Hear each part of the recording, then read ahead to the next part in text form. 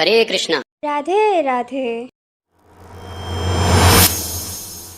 Hi అందరికీ నమస్కారం. మా episode love is love web series support చేసిన అందరికీ థ్యాంక్ యూ సో మచ్. ఇలాగే మిగతా ఎపిసోడ్ కూడా సపోర్ట్ చేస్తారని ఆశిస్తున్నాను. నువ్వేంటి ఎలా చూస్తున్నావు? నువ్వు ఏదైనా చెప్పు. మనం చెప్పినట్టు మన వెబ్ సిరీస్ సపోర్ట్ చేస్తున్న అందరికీ థ్యాంక్ యూ సో మచ్. అలాగే మన ఛానల్ సబ్స్క్రైబ్ చేసుకోండి. Thank you so much. అయినా అక్కడ ఏముందని అంత రెడీ అవుతున్నావు? అవును, ఎవరిని పరిచయం చేపిస్తావు నువ్వు? అమ్మాయిలుగా ముందు మనం పోవడం ఏంటే? వీడొక్కటే రమ్మంటే వీనితో కూడా పిసుకొచ్చాడేంటి? అమ్మాయా?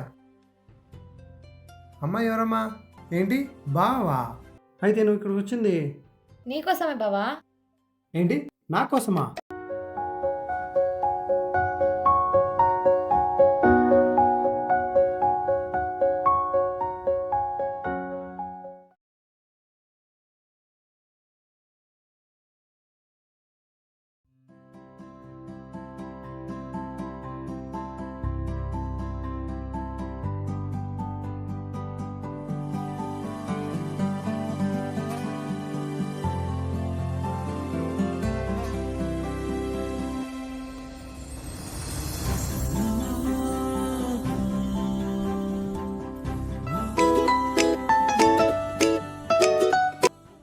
హాయ్ అమ్మ స్వాతి, ఎక్కడున్నావు? ఇక్కడే జాగింగ్కి వచ్చాను అత్తయ్య.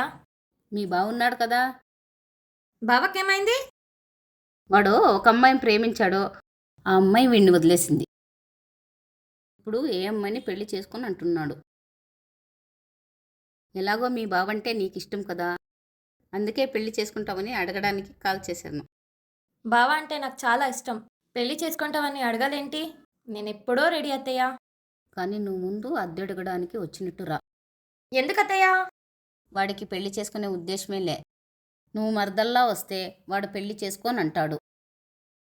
నువ్వు అద్దె తీసుకోవడానికి వచ్చినట్టు రా. తర్వాత వాడిని మనము కన్విన్స్ చేద్దాం. సరే అయితే.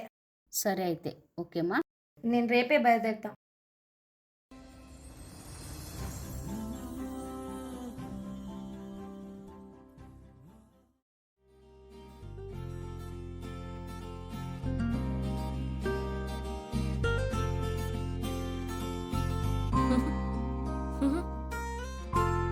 ఏంటి బావా ఎలా అన్నావు?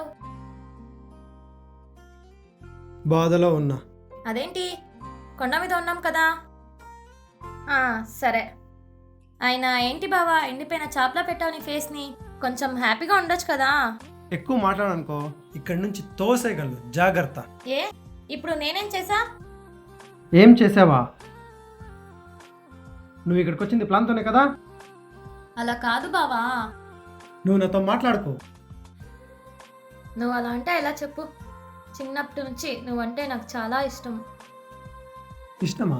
ఇష్టమే, కానీ నువ్వు చూస్తే వేరే అమ్మాయి వెనకలా కుక్కలా పడుతున్నావు. ఇష్టం అంటున్నావు. ఇన్నేళ్లలో ఒక్కసారి కూడా కలవలేదు నన్ను. నిన్ను కలవాలని చాలాసార్లు వచ్చాను. వచ్చినప్పుడు ఎందుకు కలవలేదు? నిన్ను చూస్తే నవ్వొచ్చింది బావా నాకు. నవ్వెందుకు? ఎందుకంటావేంటి బావా?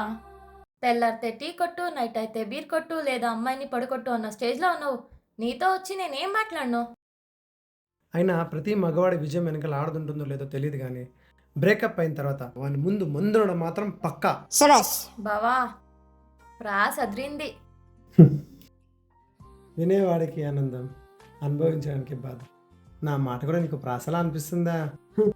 అయినా వాళ్ళ గురించి మనకెందుకు బావా, నీ గురించి చెప్పు. అవును, ఇందుకే నీ బ్రేకప్ ఎలా అయింది? అయినా అది ఇప్పుడు ఎందుకే? చెప్పు, పర్లేదు. నేను చెప్పను. ఎందుకు? ఏం పోయే కాలం? నేను ఇంటికి వెళ్ళాలి, నాకు పని ఉంది. ఇంటికి వెళ్ళి ఏం పిక్కలు బావా, ఖాళీయేగా. వస్తే చెప్పు బావా, పర్లేదు. సర్లేరా, వెళ్ళి కూర్చుందాం. ఎంతసేపు నిలబడి మాట్లాడతాం, రా. సరే.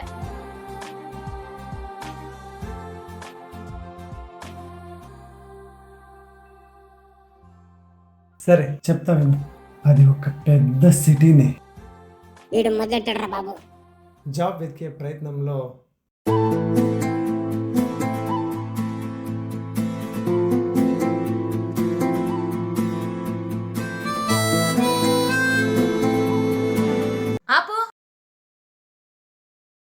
అమ్మయ్య, థ్యాంక్స్ కాపినందుకు.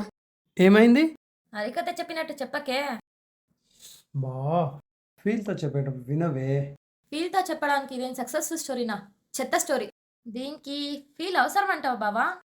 అదే మరే, నేను తక్కువ వినేసి. చెప్తా విను. మ్మ్. తన పేరు బాను.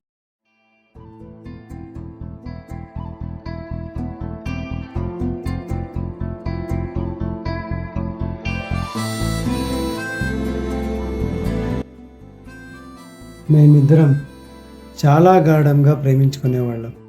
గాడమా గాడగుడ్డ? ఏంటి? ఏం లేదు బావా, కంటిన్యూ.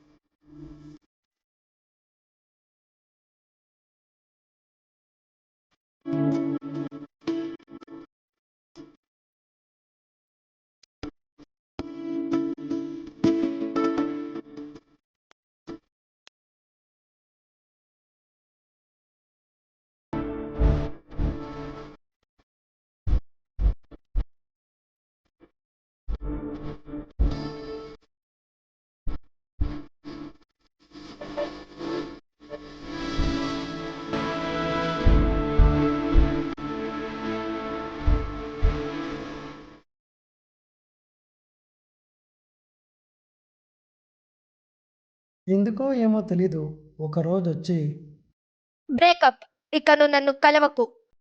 అలా బ్రేకప్ చెప్పి వెళ్ళిపోయింది. తర్వాత ఎన్నిసార్లు కాల్ చేసినా ఫోన్ లిఫ్ట్ చేయలేదు. అందుకే ఏ అమ్మాయి పడదని వదిలేశా. మళ్ళీ చాలాసార్లు ఆ అమ్మాయి కోసం ట్రై చేసావు కదా? మరి ఏం చేయమంటావు? చాలాసార్లు కాల్ చేశా, కలవలేదు. ఆ అమ్మాయి ఏ కారణంతో వదిలేసిందో తెలియదు. కానీ తను వెళ్ళేటప్పుడు మాత్రం ఆ అమ్మాయిని పెళ్లి చేసుకోంది. తను ఎవరి గురించి మాట్లాడిందో అర్థం కాలేదు. బావా, ఏంటి? నీకు ఒక విషయం చెప్పాలి. దేని గురించి? ఆ అమ్మాయి నిన్ను ఏ కారణానికి వదిలేసింది తెలుసా? ఆ? దానికి కారణం నేనే.